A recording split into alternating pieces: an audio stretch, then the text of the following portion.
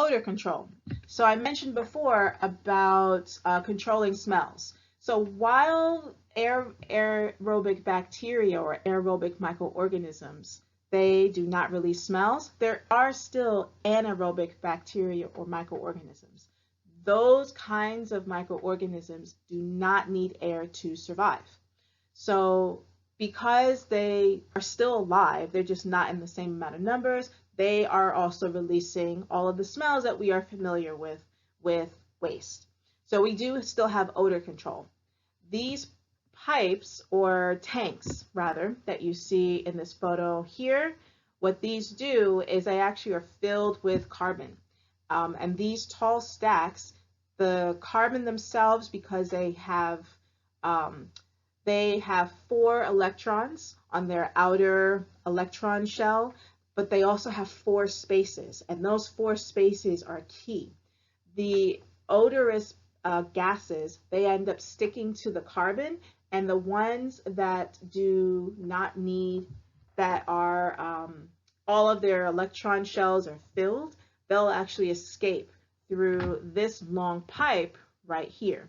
And these are the kinds of gases that are not harmful to the environment, nor are they smelling at all.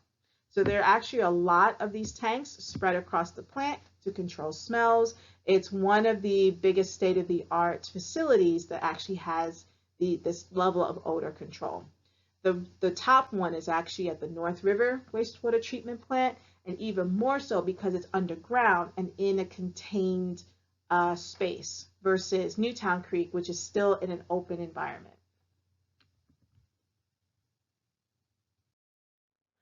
Finally, once all of that sludge has been removed from our wastewater, the last thing we need to do is actually disinfect this wastewater. Even though all of the activated sludge has been removed and either set aside to seed the next batch of wastewater, or it's been sent to the sludge tanks. At Newtown Creek's case, they are the digester eggs.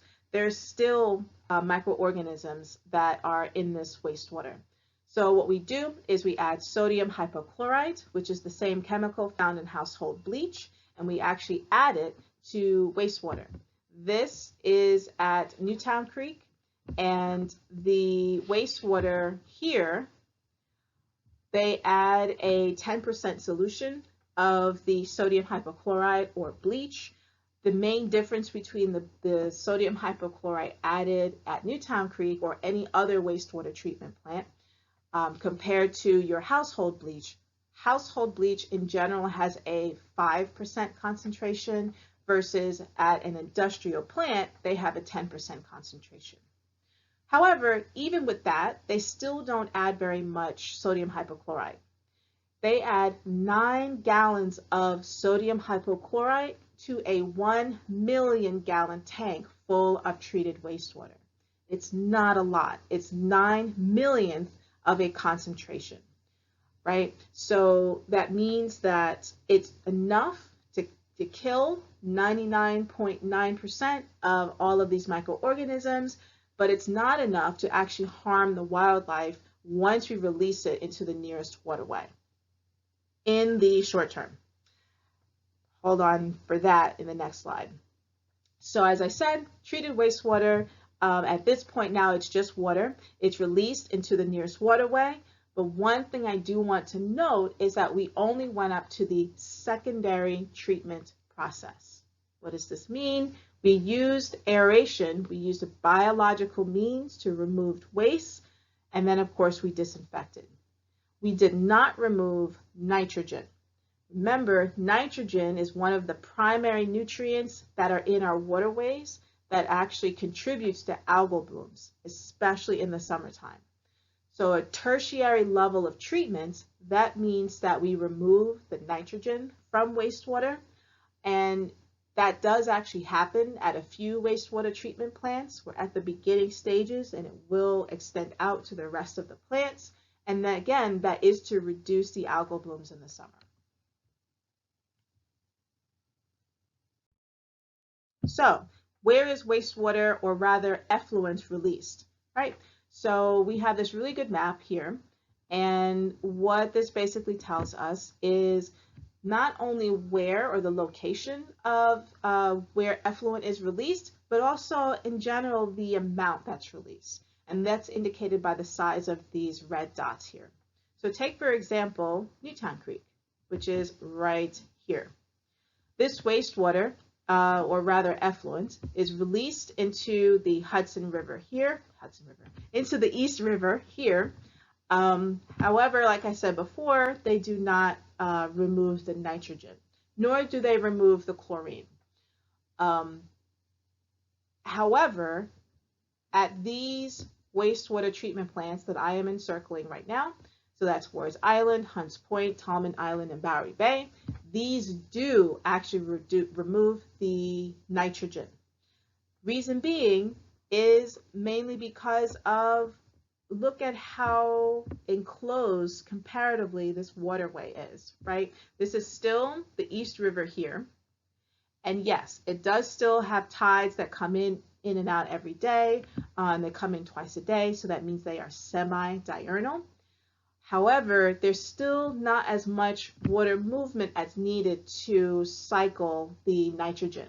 So in other words, it basically stays in that water. And you have 4 wastewater treatment plants. The Hunts Point treatment plant releases between 121 to 200 million gallons per day. Wards Island is between 201 to 310 million gallons per day. Bowery Bay is between 61 to 120 million gallons per day. And Tallman, which is the smallest out of the 4, it's between 40 to 60. That's a lot of wastewater collectively that is released. So there used to be really bad algal blooms in the summertime. However, once they started removing the nitrogen, the amount of nitrogen concentration went down by 60%, which is pretty significant. The hope is that more will be reduced, but that will take time, because remember too that not only do you have nitrogen that's added to this water and has basically stayed, it does seep down into the soil. And when it seeps down into the soil, it can cycle back up into the water and create what's called nitrogen flux, which means that the concentration of nitrogen in the water will then get into the soil, and then if it's in the soil and the soil is stirred up, it gets back into the water. That's essentially what that means. So the goal is to get it down further, but that's where we're at right now. Now, I mentioned before about the issue with releasing chlorine into our waterways and how in the short term, totally fine. And it is, but just much like the nitrogen problem that we were experiencing in the upper part of the East River, another part that also has this problem are the wastewater treatment plants here that I'm encircling in the Jamaica Bay section. Much like both of those, but really any of them, because they are releasing a certain concentration of chlorine, and depending on the circulation of that water, that chlorine could end up staying in that water. And so we have noticed that there has been a very, very, very slight change in pH. That pH has started to raise a little bit, not enough to cause any sort of harm to our aquatic life.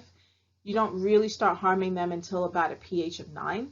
However, it is something that we are looking at. So for right now, there is actually a treatment plant or a resource recovery facility. And that's the one here at Coney Island, I believe. I think it's Coney Island. They do actually remove the chlorine from wastewater. The difficulty with removing chlorine, however, is that chlorine gas is, if exposed to it, if you are exposed to too much of it, it is lethal. It's also a carcinogen, which means it can cause cancer in human beings. It's also highly volatile, highly explosive, or flammable. So there has been one person who has gotten seriously hurt because of the removal of this chlorine. This only happened once, thank goodness. However, it did halt the expansion of removing this chlorine gas from, removing this chlorine from the rest of wastewater, from wastewater from the other treatment plants.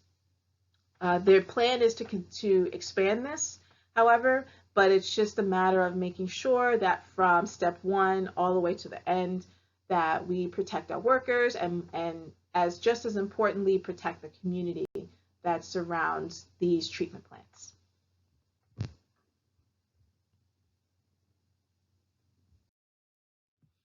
Now, that sludge that was removed from wastewater during the aeration process and the final settling process, it's sent, for half of it, it's sent to the digester eggs. So what do these digester eggs do? They're actually pretty awesome. These digester eggs operate very closely like our stomach. Our stomach has bacteria inside of it that helps us to digest food. This is the same bacteria that we release when we go to the restroom, and it's the number 2 when you do your thing in the restroom.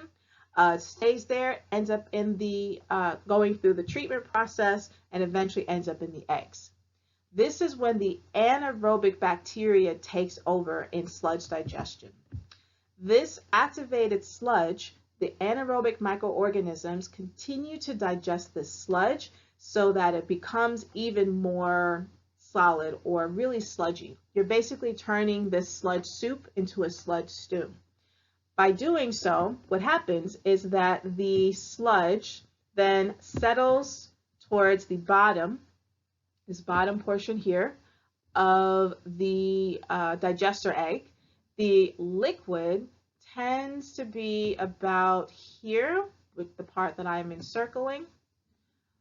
And there are gases. There's actually a pipe. You can't see the pipe from this picture, but there's actually a pipe that extends out here so that the gases that are released, they are actually sent, most of it or some of it is actually sent to the boiler room, which is in another building. The reason that part is significant is because that gas, most of that gas is methane. And we actually send that gas to our boiler room, and that uses that methane as a source of energy to heat up these digester eggs. They heat the eggs up to our body's temperature. Why is that? It is because the bacteria, the anaerobic bacteria, that again, like I said, came from our stomach, among other places, it is used to our body's temperature. These are mesophiles. And so that provides the right environment for them to thrive, digest that sludge, and turn it from that soup into a stew.